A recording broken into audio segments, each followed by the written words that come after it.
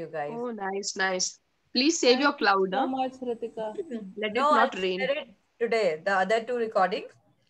And this one Hmm. I'll share it tomorrow because it takes time to process the recording. All right, Dr. Anju, please carry on. Okay. So today we will talk about intelligence. Intelligence as such, we will talk only about the definition of intelligence today. So obviously you people will think, oh, what a waste of class. But I'm telling you, it's not such a waste of class. Everyone on mute, please. Thank you. So we can say that to define intelligence is not such a simple word, and all of us intelligent people here also cannot define intelligence so easily. Why I'm telling each of us intelligent? Because already we are working in so good fields of ours. Like I'm science healer, Ritika is art healer, Praharsh is assignment writer, and Seema is counselor. Like no, mute please. Okay, so everyone is doing such important work, and still we have joined this MAPC. So that tells that we are intelligent. So that's why we need to define intelligence, and most importantly we need to define intelligence to be able to pass in exams. So from the start of the civilization, people have always wondered why some people have more ability to do things than others, why some people are like so intelligent that they can kill dinosaur like that only, and some people are so intelligent, subcontinent people are so intelligent that they have just extinct the dinosaur only. So this is always thinking why it's like that ki some people are like this, in same conditions people are different. So layman bole to people who are not specialist of that thing. So people who are not specialists of intelligence, don't think people who are not specialists of intelligence are like fools. They are also intelligent, but they are not specialists of intelligence.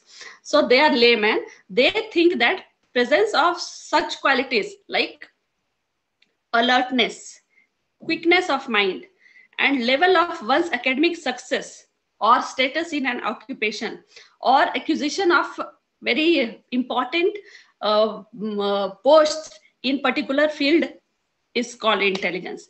That like you might think that people who pass the UPSC exam, they are more intelligent, or guys who get the highest marks like 100% in SSLC, they are more intelligent. No, this is like seriously this is thing thought in society that persons who get the guys or kids who get 100% marks in the SSLC marks or PUC marks, they are more intelligent.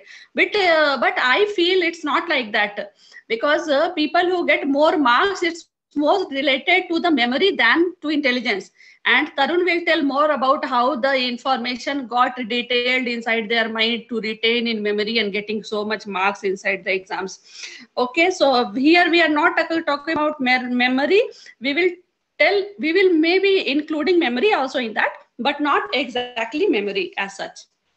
So when people talk about intelligence, they think 5 cognitive factors in that. One is fluid reasoning. So fluid reasoning has no relation with engineering, even though the word fluid is in there.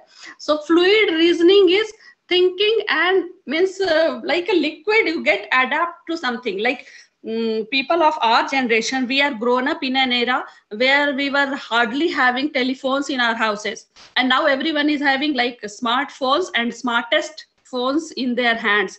So we got adapted to this change easily. So obviously we are intelligent.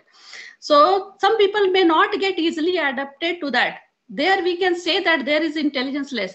Again, when we talk about this, people who are like aged, senior citizens and all, they may not well get adapted to new generations or new technology so easily. So the fluid reasoning, that thing starts deteriorating with age, which is seen in adaptation things, that lesser the age, more the fluid reasoning happens. Adaptation starts decreasing with age. Then second is knowledge. Knowledge is obviously what you learn through your experience and through your study or whatever, by seeing others, not only by your mistakes, by others' mistakes also. That is knowledge. Then is quantitative reasoning. Quantitative means logic. Then why is the word quantitative? Because logic is also mathematical. 2 plus 2 is 4, that is logic. 2 plus 2 can also be 5, that is also logic. So that's why quantitative reasoning. Logic bole to, like, see example I tell you. Suppose you are going to some safari, you see some tiger, it is that far. Now your reasoning will start thinking in your mind that if I don't hide or if I don't run, obviously I will get killed. So this is quantitative reasoning. No, actually this is qualitative. Now quantitative, it becomes when you start thinking the tiger is that far, 20 meters from me. If I start running at a speed of like 4 kilometers per hour, still with the tiger's speed of 8 kilometers per hour, it is going to catch me and kill me. That is quantitative reasoning. Okay. Next is visual spatial processing. It is nothing more than like hand-eye coordination. Even in darkness, people give you food, maybe jalebi. So even if you don't know where your mouth is, you can still take the jalebi and put to your mouth even in the darkness. It never goes to your ear or your nose or anywhere. That hand or eye coordination is called visual spatial processing. Even you can't see things, you know where your head is, where your hair is. That is visual spatial processing. Next is working memory, which is almost similar to the short-term memory what we discussed yesterday and day before yesterday and all those things. So these 5 cognitive factors together will be people consider as intelligence. Next slide, please. Next slide, Ritika. Okay. So when we talk about definition of intelligence, according to Wechsler, intelligence is the aggregate or global capacity of the individual to act purposefully, to think rationally, and to deal effectively with his environment. So the term denotes that combination of abilities required for survival and advancement within a particular culture will be taken as intelligence. So we can see that intelligence is hard to define. Next.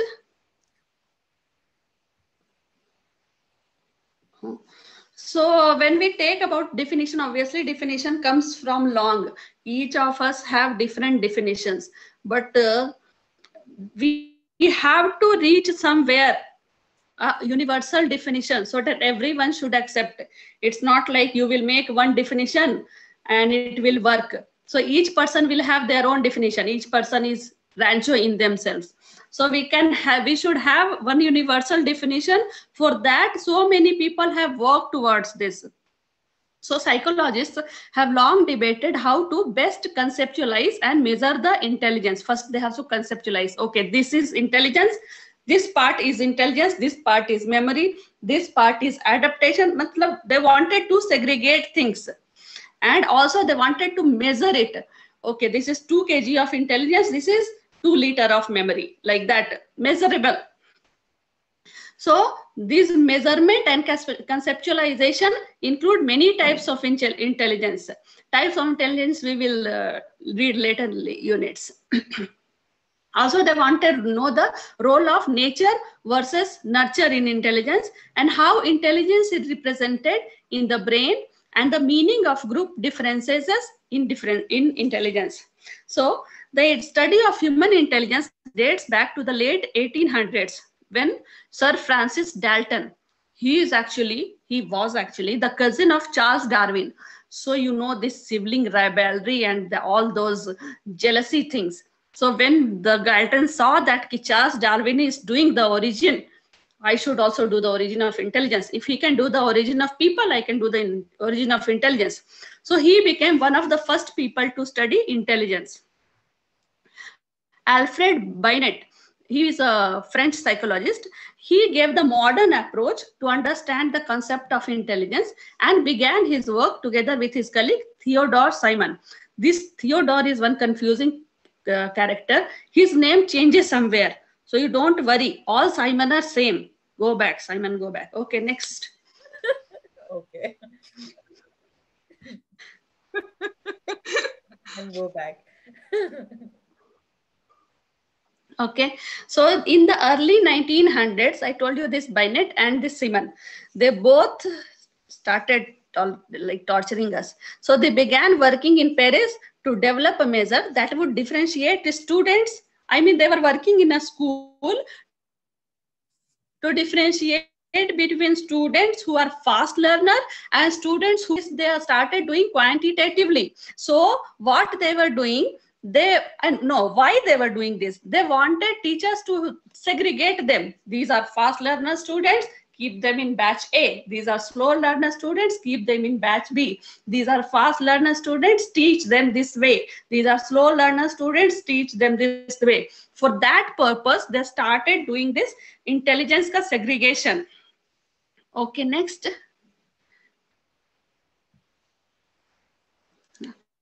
When we talk about the intelligence in India, obviously we have so much of intelligence in India. So that's why in Indian system of thought, intelligence was known as buddhi, and less intelligent people was known as buddhu. So that's why buddhi is intellect, and nishchay atmika buddhi, it is Sanskrit word, means decision maker. Nishchay means to fix. Atmika means apne se, means we will fix something. That is called decision making. We will fix on something with our brain.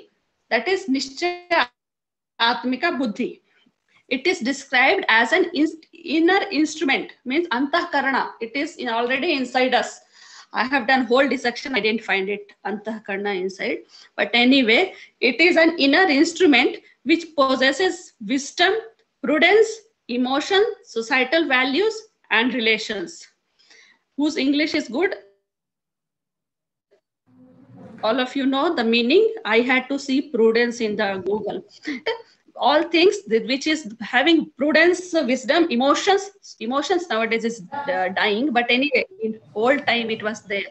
Societal values and value for relations, means if it is like brother, you have to face like this. If it is father, you have to be little separate, like that. Those things together, they call it buddhi. Okay, next. So when we talk about talk with people, I don't know how many people are here, but if I talk each of you that do you know intelligence, all of you will say yes, we know what intelligence. But when you start defining intelligence, each one will have their own definitions. That's why they thought we should do something. Even psychologists also, they differ in their definitions of intelligence. Like intelligence has been defined in many ways. Higher level abilities like abstract reasoning, mental representation, problem solving, and decision making. The ability to learn, or the ability to learn, the speed of learning, emotional knowledge, creativity, and adaptations to meet the demands of the environment effectively. So these all things they consider together to define. Psychologists, I'm telling, they consider these things together to define intelligence. So psychologist Robert Sternberg, you will hear these names in the book so many times. I have not written so many times. So he defined intelligence as the mental ability necessary for adaptation to, as well as shaping and selection of any environmental context. Means whatever new thing is coming, you don't need to adapt yourself to that new thing. You can also change that new thing according to you. Means that is intelligence. Not blindly you just adapt. This new thing is coming, I should get adjusted according to it. No, that new thing also should get adjusted according to you. So this is what Robert Sternberg said. So as you say, psychologists differ in their definition of intelligence. Next.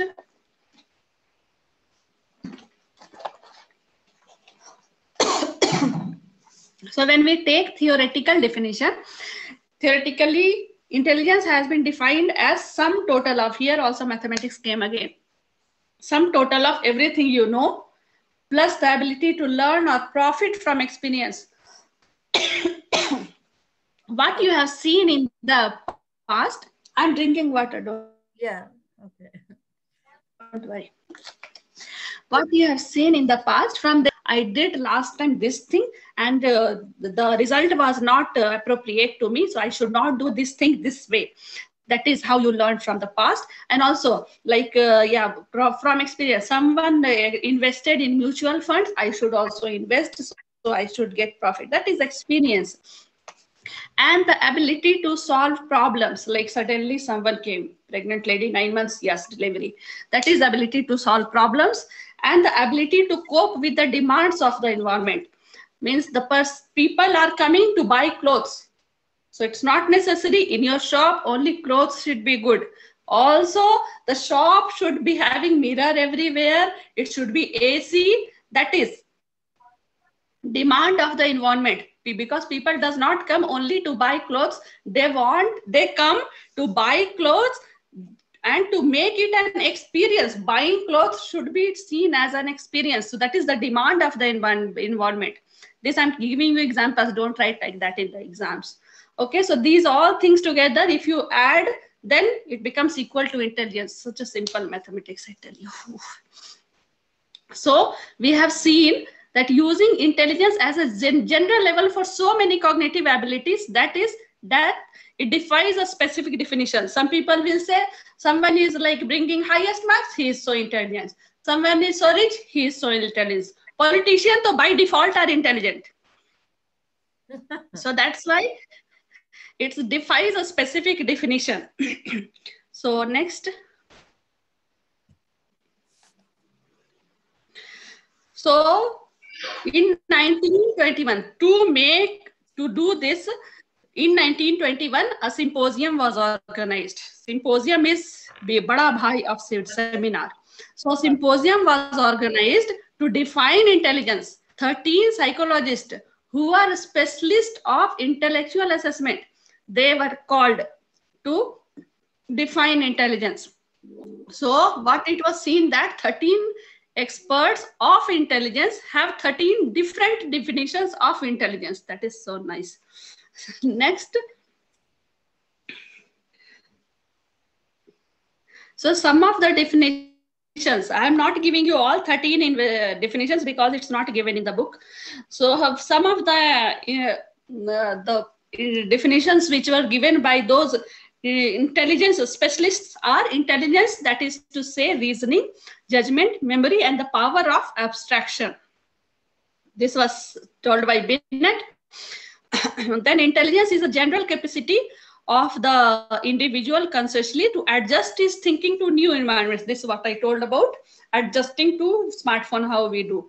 This was given by Stern in 1914 when the environment was not actually changing that much, or maybe it was. I was not there at that time.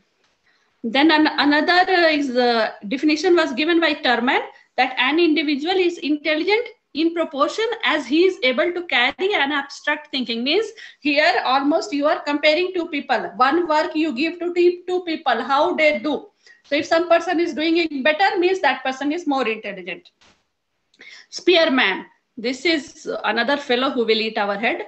So Spearman said that intelligence is the capacity of the organism. Organism means people, we are also organism. You usually use organism word for bacteria, virus only, but we are also organism only. So intelligence is the capacity of the organism to adjust itself to an increasingly complex environment. So here Spearman has made the thing not only to human. Intelligence is not seen only in human. It is also seen in another organism. You see animals and birds, so obviously you can see the intelligence clearly. Even bacteria and virus, the coronavirus you take, coronavirus is such a small thing you would have not even seen. We saw it under microscope. So, but it knows that after entering inside the body, where should I go and decide where I can like flourish myself and my progeny. Because this is also internal. I mean, virus is non-living, not even living. It is a non-living thing. Still, it has intelligence after going inside the body. So that's why the Spearman is having so much of say in psychology of intelligence, because it works on not only intelligence in human beings, but also about intelligence in other animals, birds, and even in lower and organisms.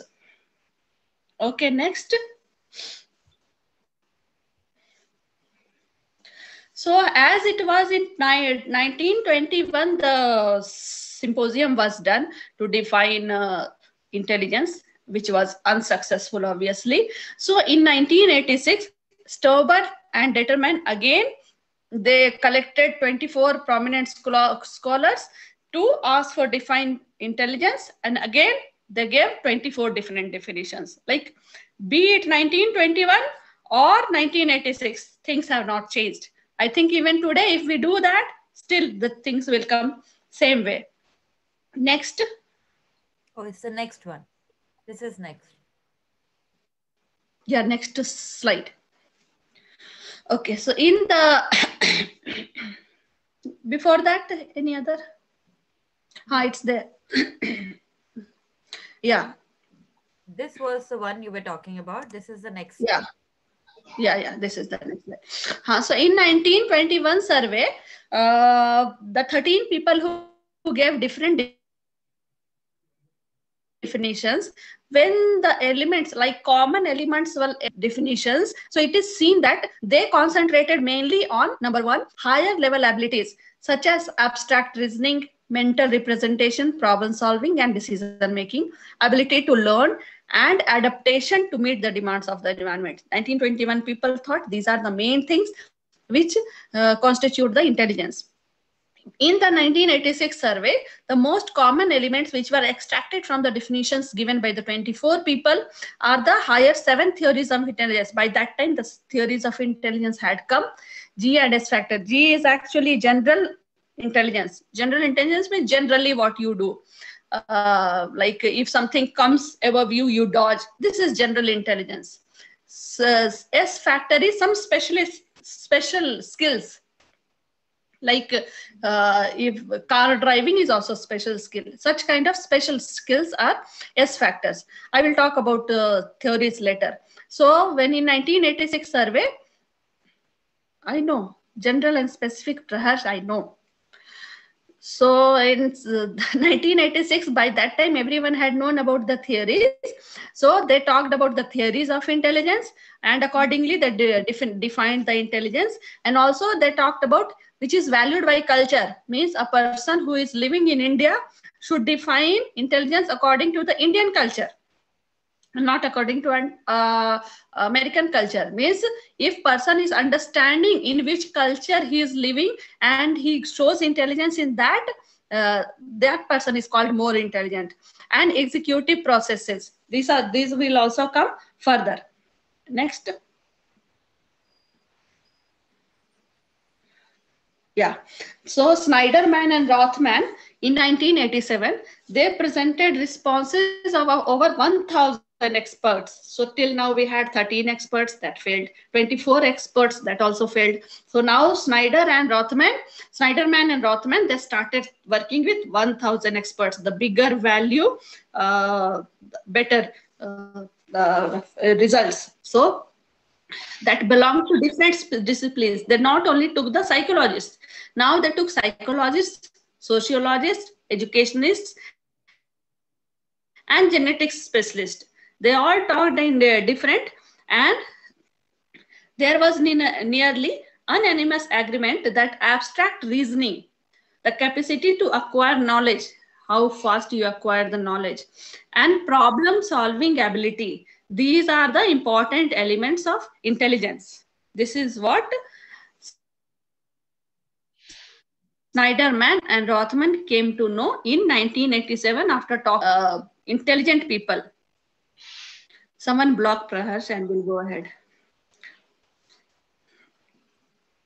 Educationist is also gynecologist and genetics also. Okay, next slide.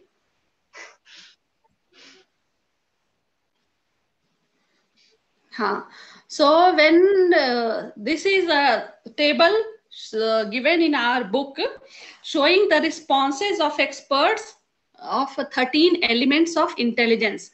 So these are the 13 elements. So all 99% people thought abstract thinking and reasoning is important. Then problem solving ability is important in 97%. Like same way, capacity to acquire knowledge, general knowledge, memory, the least they have seen as achievement, motivation, and goal directedness, which is nowadays have become the most important thing in our life. Isn't it like irony? We are working our whole life wasting for achievement, motivation, and goal directedness. Seriously, I will do more abstract thinking from now onwards. Okay, next. You can read all the words, no? Yes. Okay. So most of the earlier definitions as well as the recent ones, they include the elements that have been given in that table. So recent definitions, we will tell you some. So one recent definition is given by Wechsler. Wechsler gave in 1944 one definition that intelligence is a hypothetical construct and it is the aggregate or global capacity of the individual to act purposefully, to think rationally, and to deal effectively with his environment. Then Wechsler changed his own definition in 1975 and defined intelligence as the capacity of an individual to understand the world about him and his resourcefulness to cope with its challenges. Means first he will make the use of world with him and make him for the usefulness of the world. I think you are understanding. World for me and me for world. Okay, next. Other definition is given by Gardner, that a human intellectual competence must entail a set of skills of problem solving, enabling the individual to resolve genuine problems or difficulties that he or she encounters, and when appropriate, to create an effective product. Means they should have the problem solving capacity of highest level. The higher the problem solving capacity, more intelligence. And also they should make some effective product of that problem. This problem is coming, I'll make it a solution. And must also entail the potential for finding or creating problems, thereby laying the groundwork for the new knowledge. Means they can not only find the solution for the problem, they should create new problems so that future people can search more solutions. Okay, so this was given by Gardner. Obviously, he was a Gardner, how much he can think. Then intelligence comprises the mental abilities necessary for adaptation to, as well as shaping and selection of any environmental context by Sternberg. This I told you beforehand only, that we should get adapt to the changes as well as the new things which is coming, that should also get adapted to our situation. Okay, so it is seen that next. Sorry. It is seen that no previous one. I don't know why I'm not able to go back. Oh yeah, here's. Now next.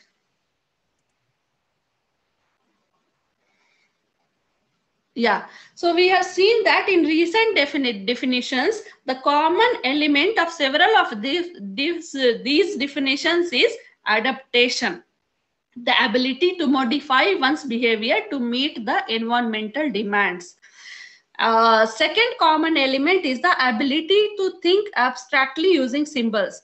Means if you see some symbols, you should understand this problem is going to come next. Means you don't wait the problem to come. Before that only, like you should recognize these are the signs for this. Like person is coughing, sneezing, is going to get corona, like that. What an example. So no, because in my building also one corona patient is there right now. Okay. The ability to acquire new information or to learn through experience is the third common element. Means first is adaptation. Second is to think abstractly. Third is learn the new information. Like nowadays, everyone learned how the Paytm and Google Pay works. Earlier, it was not so common. So these three together is the most common element for the definition of adaptation, definition of intelligence.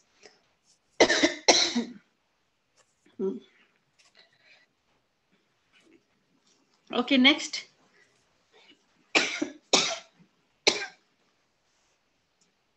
Yeah. So now our book talks about operational definition. So finally, after talking this much theoretical, practical, and all kind of definitions, our book has finally given up and told it's okay, Bidappa, we will do one operational definition, let it work. That is sufficient.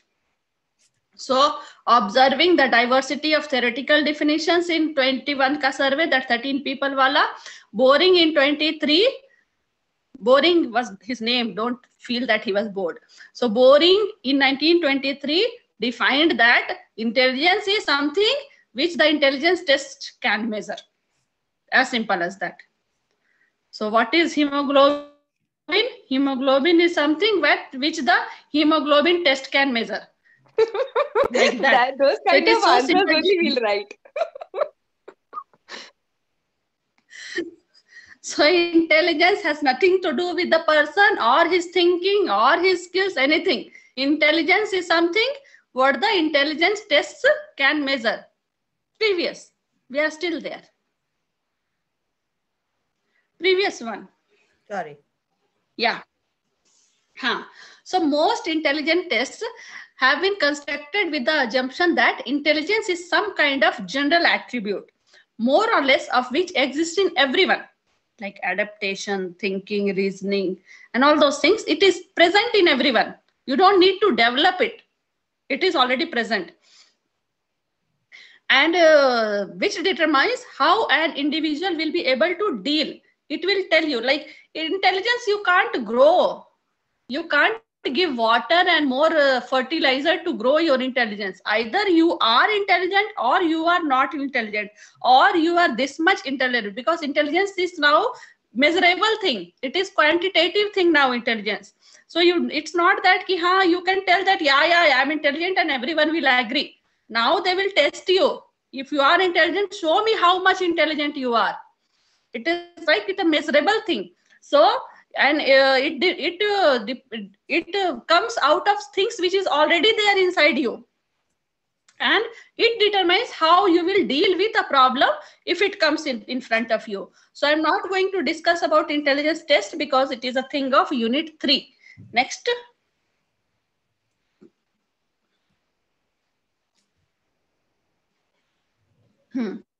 So next, this is one question. I mean, favorite question, I think, of IGNOU. I have seen in question paper also, as well as it's given after this chapter also.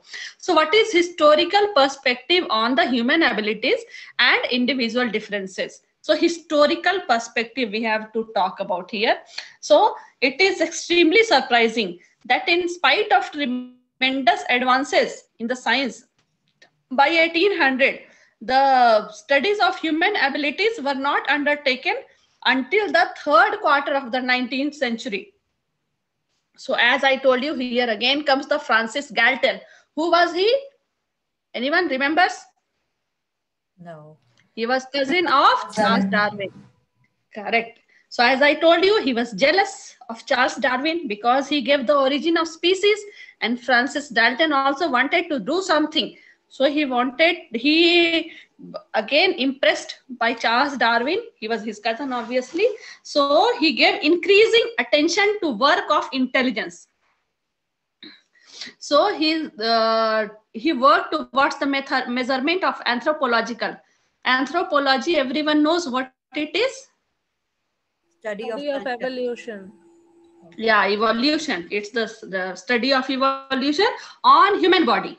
Like we used to have tails earlier, now we don't have tails. Instead of that, we have coccyx. Like appendix is now a vestigial organ, means it is not needed anymore, but still we have. These all things come in anthropology. So he started measurement of anthropological and psychological phenomena. And then he coined the term mental test. means anthropology, not of anatomy, of physiology of brain.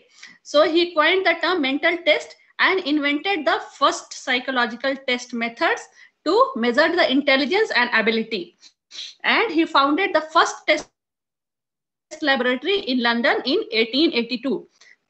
So here visitors used to come on fees paying basis to get their intelligence and ability measured. So each visitor, obviously they have paid, then only they are entered. Here also fees was there, even in 1882. See, each visitor was tested on a variety of physical and sensory tests, including height, weight, breathing power, strength of pull, hearing, sight, color sense. These all things were tested, physical testing to see for intelligence and ability, because there that time Galton had not separated intelligence from ability. So that's why he was doing physical testing on each person and giving a so Galton Galton was the first person who said that like anatomical and our abilities, even the psychological traits also are inherited. How we look like our fathers, our mothers, sometimes like our grannies, and our kids look like us, like that. So even psychology also comes through genes. You think like your father, you think like your grandfather, like that, those things. These are the first time Galton said that even your psychological traits, or you are emotional like your mother, these all are psychological traits. So all kind of psychological traits also comes through genes. This is what Galton said. Okay, next.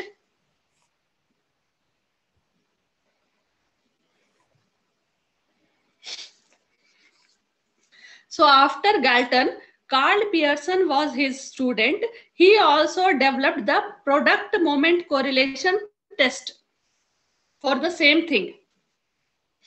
It was not same as the Dalton's test, but it was the advanced psychological test. And so that's why he was. So we can say that Carl Pearson was the father of psychological testing and not Galton, even though he gave first test, but Carl Pearson, who was under his guidance only, later gave another psychological tests. So after that comes Alfred Bennett's. I told you about that. He worked with Simon, remember? Yeah. So Alfred Bennett's early work on human abilities resembled the work of Galton. So by Binet with Simon, 1905, he did his first test on students, school students, I tell you. So it comprised of 30 problems concerning the child's ability to understand and reason with the objects in the environment. So problems were given different level of difficulties, level 1, level 2, level 3. And the test was trying on 50 children. So total 30 kind of questions with different level of difficulties given to 50 children. In 1908, a revision was made in which items were arranged in terms of age level. Now the level of difficulty is different for different age. So the highest age level that a child could perform successfully was called his mental age. Suppose a 14-year-old child is still performing the problem solving of a 7-year-old child problem, then we call as his mental age as 7 years, even though he is 14 years old. Okay, so the Binet gave the first concept of mental age. Next.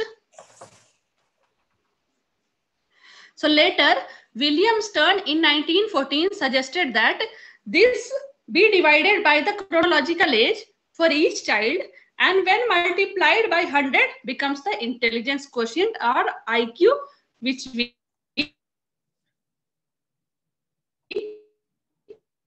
know it today. So we can say that IQ is the mental age Binet chronological age, which is given by Jesus, and 100, which is given by maybe Aryabhat, because he discovered 0. So mental age divided by chronological age into 100 is known as IQ. This mental age is determined by giving some problems age differentiated, like by 1900s and all, everyone knows that a 5-year-old child should be able to do these things. A 10-year-old child should be able to do these things. A 15-year-old child should be able to do these things. A 18-year-old child should be understanding these things, like that. So if a 30-year-old person is also doing equal to 14-year, he is understanding or able to problem solving up to 13 years, then we will say his mental age is 13. His chronological age is like 30, I told. So 13 divided by 30 into 100. Like that. I don't know how much it came. So that will be his IQ. So normally the IQ from 70 to 130 is considered normal IQ. So, but some people can fall below 70 IQ also. Some people may be above 130 IQ also. But 70 to 130 is the average IQ. All the people in the world fall in that, this maximum people in the world fall in that bracket. 70 to 30 IQ. That's it for today. We'll talk tomorrow. I have a small correction, Dr. Anju. Father of psychological testing is Francis Galton itself and not Carl Pearson. I just searched Google also. So to back my answer, it is Francis Galton and not Carl Pearson. Okay, Carl, because under his guidance only he did, so that's why he was. And the Francis Galton did more work than Carl Pearson, coining the term mental test, finding the first laboratory, finding the first test measures. So yes, he's obviously that's why he is called father. Yes. Yeah. ठीक है. So father of psychological testing is Galton only, because he only gave the first test.